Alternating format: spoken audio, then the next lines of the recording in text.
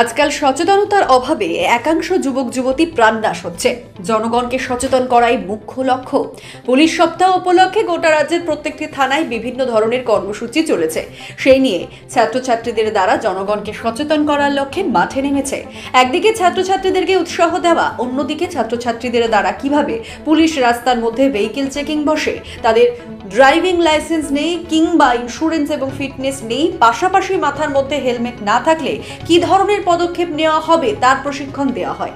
বুধবার মধুপুর থানার উদ্যোগে মধুপুর দ্বাদশ শ্রেণী বিদ্যালয়ের ছাত্রছাত্রীদের নিয়ে মধুপুর হাসপাতালে চৌমুহনী এলাকায় সেই কর্মসূচি পালন করে। উপস্থিত ছিলেন মধুপুর থানার OC Debjit Chatterjee, sub inspector Saikat Das, Partha Saha সহ অফিসার উত্তম দত্ত। আজকে আমরা মধুপুর থানার উদ্যোগে ত্রিপুরা পুলিশ উইক 2025-কে সামনে রেখে আমরা বিভিন্নভাবে কর্মসূচি হাতে নিয়েছি।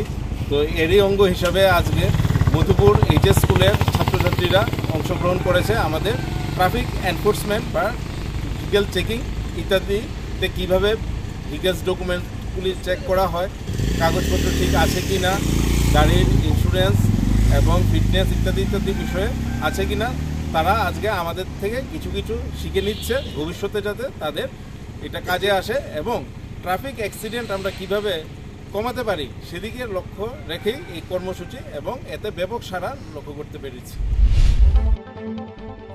ব্যুরো রিপোর্ট, দুরন্ত টিভি।